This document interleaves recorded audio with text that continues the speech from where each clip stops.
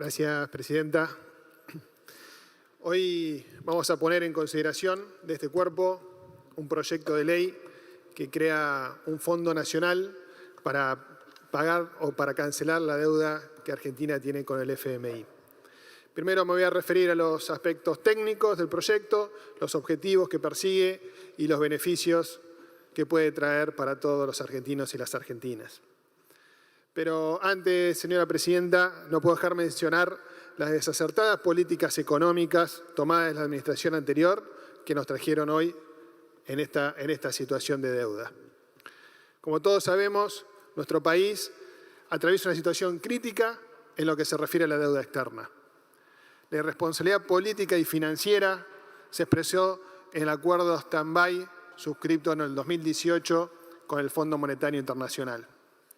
El mayor crédito otorgado en la historia del organismo y en condiciones imposibles de cumplir a la Argentina, y del cual no fue destinado ni un solo peso, ni un solo dólar a la educación, a la salud, a la vivienda, a la inversión en producción o en industria.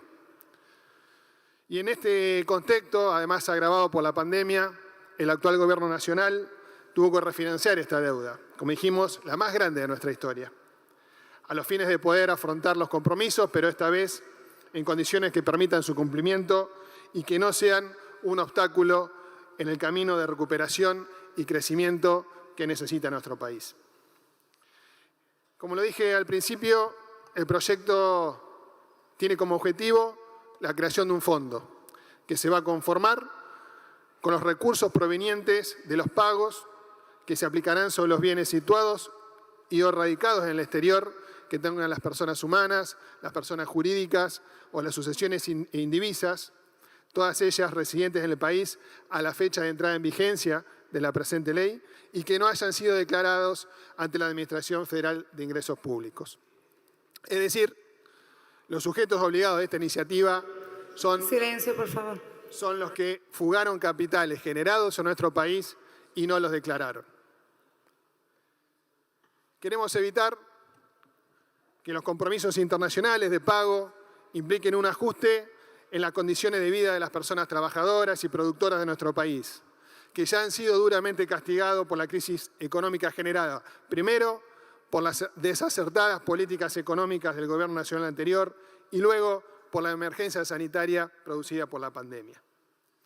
Y en este sentido lo explicó muy claramente el doctor Eduardo Barcesat cuando concurrió al plenario de Comisiones de Legislación General y Presupuesto de Hacienda, que textualmente dijo: no solamente se trata de crear riquezas,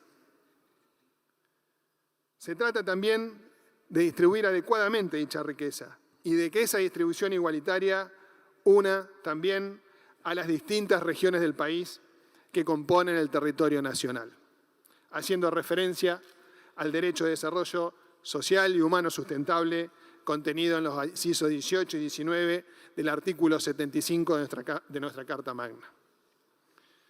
En cuanto a los aspectos técnicos del proyecto, la administración y gestión del mencionado fondo estará a cargo del Ministerio de Economía de la Nación y tendrá un fin específico. Estará en vigencia hasta que se cancele la deuda total que la Argentina tiene con el FMI. El control, la fiscalización y la supervisión de su gestión recaerá sobre la Comisión Bicameral Permanente de Seguimiento y Control de la Gestión de Contratación y Pago de la Deuda Exterior de este Congreso. Las alícuotas establecidas en el proyecto varían de acuerdo al momento en que se realice el pago y a la voluntariedad o no del mismo. El pago deberá ser efectuado en dólares estadounidenses, en una cuenta especial que a tal efecto disponga la FIP, que sea el organismo encargado de la determinación, percepción y fiscalización. De acuerdo a las diferentes opiniones que se vertieron en las reuniones plenarias que llevamos a cabo, a las propuestas que también han hecho algunos senadores y senadoras, y acá debo hacer hincapié a que desde un primer momento los autores del proyecto, cuando empezamos su tratamiento en el plenario, manifestaron que estaba abierto a modificaciones, a enriquecerlo con las opiniones tanto de los senadores y senadoras como de los especialistas que concurrieron a los plenarios y de otros organismos. Y así fue como se incorporaron algunas modificaciones al texto original. En este sentido, se aclara expresamente que los beneficios previstos en el proyecto no eximen de las investigaciones por delitos preexistentes de lavado de activos, contrabando, narcotráfico, terrorismo, trata de personas u otros delitos. También se dejó establecido que esta ley no implica ninguna limitación a las actuales facultades que tiene el Estado de intercambiar información, reportar, analizar, investigar y sancionar conductas que pudieran encuadrar en los artículos 303 y 306 del Código Penal.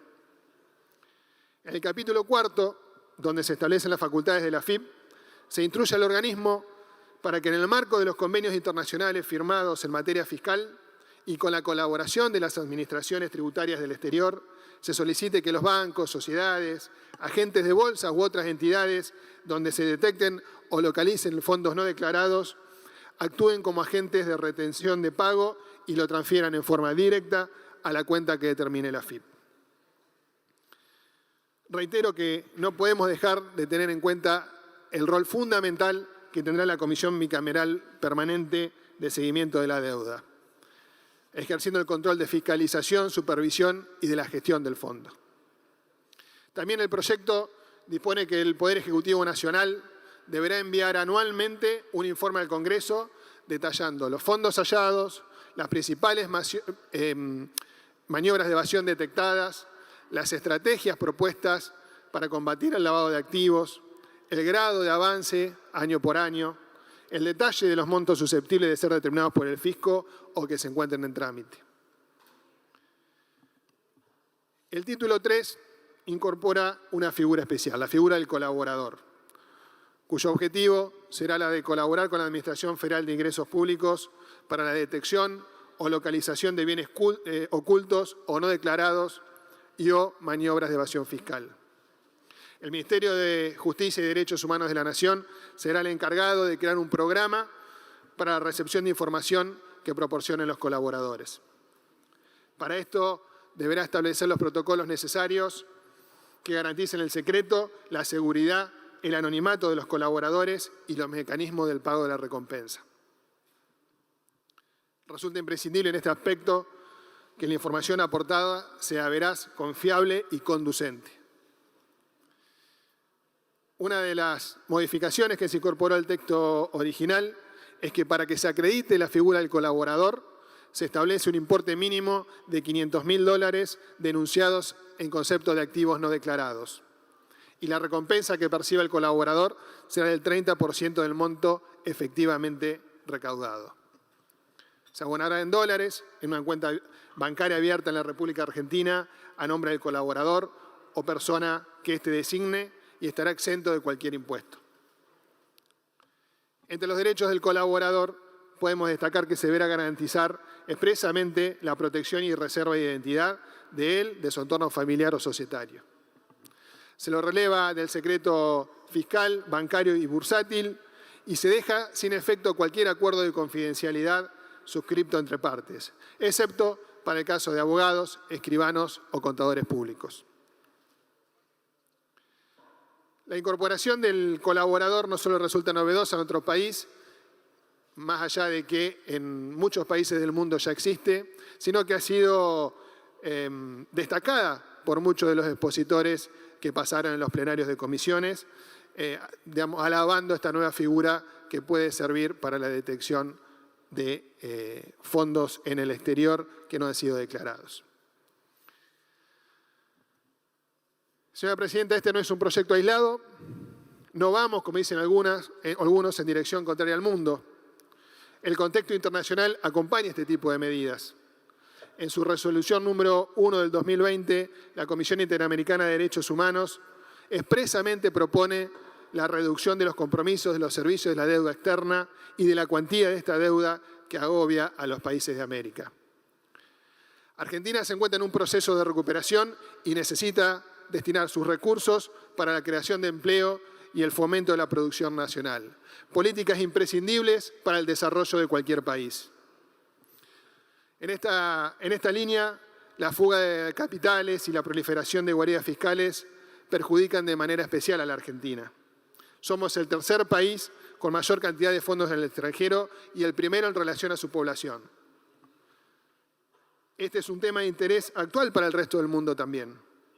Recientemente, la Comisión Interamericana para la Reforma de la Fiscalidad Corporativa Internacional envió una carta dirigida a los ministros de Finanzas del G20, donde propone implementar un registro global para vincular activos, empresas y estructuras societarias que permitan a los países combatir la evasión y la elusión fiscal a través de guaridas fiscales.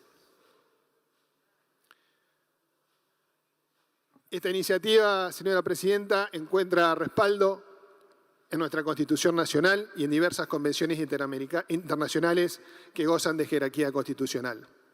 En primer lugar, el artículo 75, inciso 7 de nuestra Carta Magna, indica claramente que dentro de las atribuciones que le corresponden a este Congreso se encuentra la de arreglar el pago de la deuda interior y exterior de la nación. Este mismo texto fue revalidado en la Convención Constituyente del 94, donde se aprobó que esa disposición siga como facultad de este Poder Legislativo. Y atender al flagelo de la fuga de capitales tiene que ver con el arreglo del pago de la deuda, pero de una manera en la que el pueblo argentino no sea quien deba afrontar esta carga porque no fue beneficiado de ninguna manera por quienes irresponsablemente tomaron esta deuda con el FMI. Este proyecto también se corresponde con varios tratados internacionales que gozan de jerarquía constitucional, conforme lo establece el artículo 75, inciso 22 de la Constitución. Entre ellos podemos destacar el Pacto Internacional de Derechos Civiles y Políticos, que junto al Pacto Internacional de Derechos Económicos, Sociales y Culturales, ambos de las Naciones Unidas, reconocen la libertad de cada pueblo de disponer libremente de sus riquezas y recursos naturales. Y evidentemente el endeudamiento irresponsable ha perjudicado nuestra soberanía y nuestra independencia económica. Entendemos que el pago de la deuda con capitales que se encuentran fuera del país y no han sido declarados es la mejor manera de afrontar los compromisos financieros de Argentina sin comprometer el desarrollo futuro del país. En el plenario de comisiones hemos escuchado, entre las críticas que se le hacen a este proyecto, que aprobarlo significaría crear un nuevo impuesto, una mayor presión tributaria a los contribuyentes, que tenemos que cuidar a los que pagan los impuestos y que este proyecto es injusto para las y los contribuyentes. Sin embargo, es totalmente lo contrario. Este proyecto de ley implica justamente evitar que los contribuyentes paguen la millonaria deuda que tiene nuestro país. Por el contrario, aquellas personas que se beneficiaron con la fuga en un periodo de libertad cambiaria que había en el país, serán quienes deban hacer los aportes necesarios para la cancelación total de la deuda. Estamos trabajando en todas las alternativas posibles para cancelar una deuda que no tomamos, señora Presidenta. Por eso, y para finalizar, invocamos la responsabilidad institucional de la oposición que tantas veces ha hecho gala en este recinto para dar hoy media sanción a este proyecto de ley y hacer lo propio